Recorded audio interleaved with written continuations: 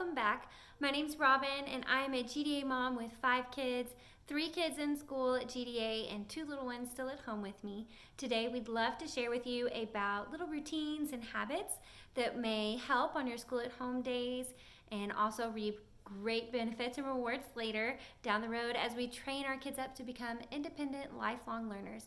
We'll also share some great book resources at the end, so be sure to stay tuned. I was visiting with another GDA mom, and she considers herself to be a very relaxed home day mom. She does not utilize a lot of routines to get her school day started or a checklist of any kind for at home, and rather instead they just kind of let the day unfold. As a very structured mama, for me, I am trying to wrap my mind around how this happens, and they still have the beautiful school experiences, which I love. But we were talking about all the contributing factors that can go into each family's home day. So here's a list of just the ones that we could come up with. Number of children in the home, older students doing independent work versus younger students needing more oversight, preschoolers, toddlers, and new babies in the home, number of grade levels you might be juggling at one time. Now add into that all of our kids' different personalities and learning styles meshed with our own parenting, leadership, and teaching styles. That can make for a lot of possibilities in each and every one of our homes as we prepare for home days. The one thing we could agree on as we discussed all of these contributing factors, routines to have or not to have, the one thing we could really agree on was that having good habits on your school at home days can be a little bit like the framing when building a house. Most of us dream of our homes being a place where there's lots of love and laughter, growing and memories together as a family. And while all of our homes will look different, they still need good framing to stand strong. Think about our educational houses now. We all probably desire similar things: to grow our relationships with our students, to teach them the gospel, to make learning fun, to love God and all that He has created. While our foundation should always be in the Lord, I like to think that developing good habits and routines in accordance with piety are like the framing in our educational houses, which then allow us to better foster those beautiful learning moments together. So, what are these good habits and routines that we could be instilling as the framing structure on our school at home days?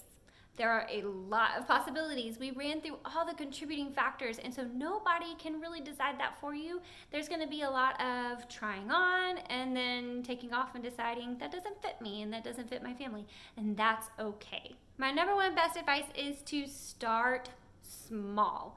Just pick one day starter. I like to call it a day starter because it's pretty self explanatory, but this is how we're going to start school every day. When we do school at home, this is our day starter. This is what communicates to everyone in the home we're about to transition into school time. So, whatever you're playing, or if you're finishing breakfast, whatever chores you need to finish up, it's time to wrap it up because we have now entered into our day starter to start school at home time. Examples from other homes are: we always start our day with memory work. They study before coming down for breakfast, and then we recite at breakfast and get it out of the way. We start with listening to hymns during breakfast. Our home days are very relaxed. Most of the time, we start while my son is finishing breakfast. The baby is still happy in her high chair, and I am sipping on my coffee. We begin by doing Bible, reading a devotional, and going over any scripture or catechisms, in between bites of sausage and egg. We never start during breakfast because my kids and I are still asleep. We clean up breakfast together, everyone has a small morning chore, and then we sit down together for calendar math meeting time to start our day. So my first piece of advice was to start small and just pick one day starter for your family and determine what that's going to look like. My second piece of advice is don't get lost in all the checklists or lesson plans that you have laid out for the week. Use the lesson plans to help you structure your day so that you know how much you need to get done, how much time you need to allot for it. So use the lesson plans, but don't let that dictate every potential possibility. When planning your school days and thinking about routines or habits and how to make sure you're getting all the things in, a quote from For the Children's Sake: when planning routines, priority must be given to the most important things. The person matters, be it child, husband, wife, or friend. We'll need time to talk, read, relax, and work together. Our relationship with God matters.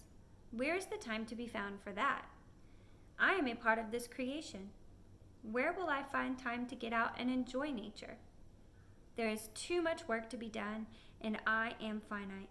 I need to accept that reality and plan the time and priorities carefully. Okay, so I've talked about 1, start small and pick a small day starter.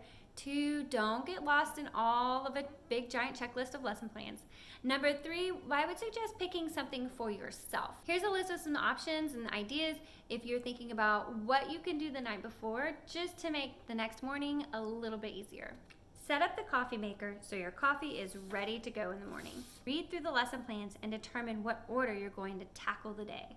Set out any needed supplies, or just know what you're going to feed your kids for the breakfast can be really helpful.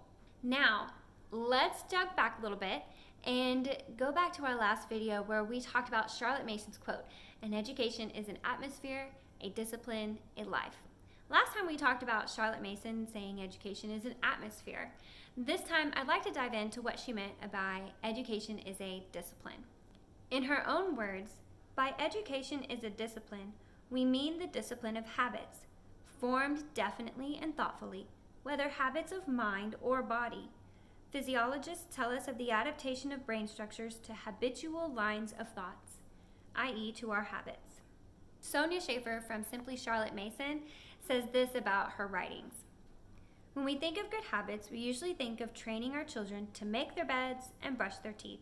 But Charlotte maintained that the same principle we use to train a child in one of those habits could be applied to training a child to give full attention, to tell the truth, or to look for ways to be helpful. Habits don't have to be restricted to chores. Habits can be powerful tools in shaping your child's character. Somehow, we don't equate character with habit, but the saying is true. Sow a thought, reap an action. Sow an action, reap a habit. Sow a habit, reap a character. Charlotte challenged parents to apply that principle to building moral habits like self-control, good use of time, and personal initiative. Mental habits like logical thinking, memorizing, and observing. Physical habits like fortitude and self-restraint and indulgences. And even religious habits like regular devotions, thanksgiving, and thought of God in their children's lives. Now that's a lot to unpack.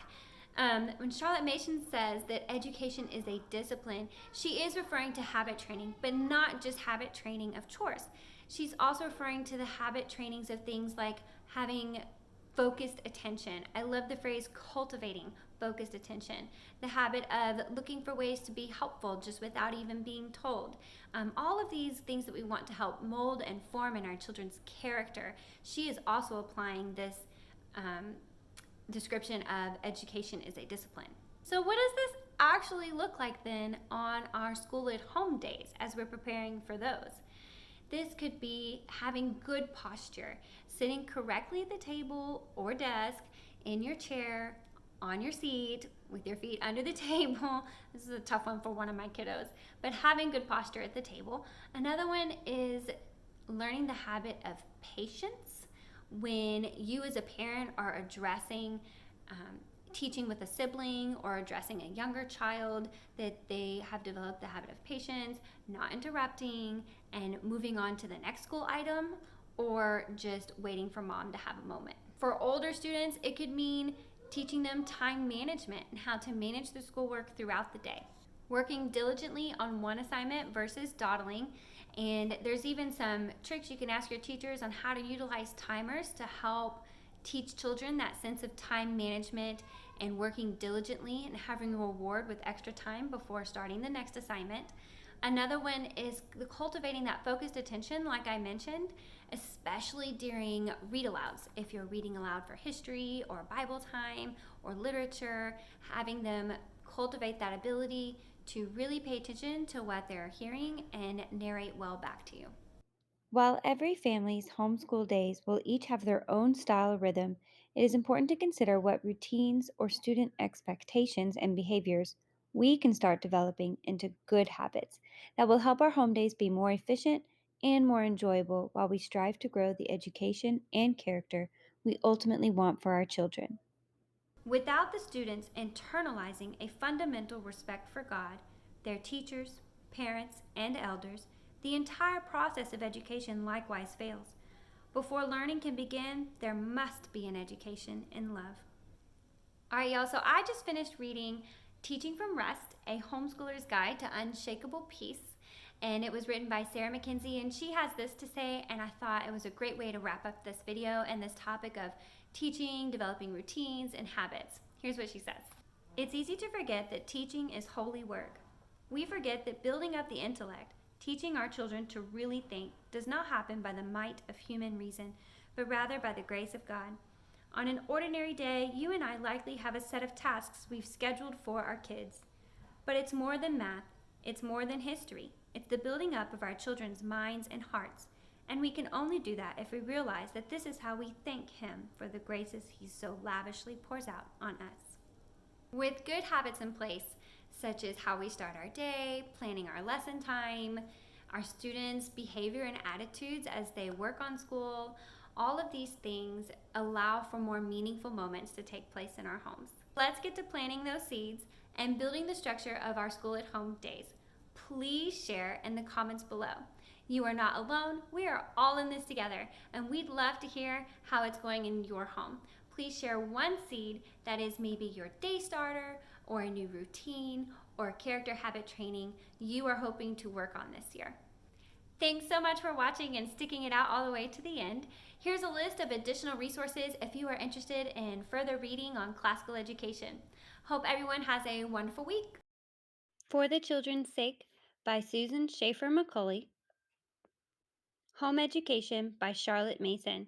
I don't recommend starting with this one because it can be a little much since it's her own writings and long. So I recommend going with Charlotte Mason Topics, Book 1, Habits. And these are excerpts of Charlotte Mason's writings put together by someone else. And I actually preferred starting with this.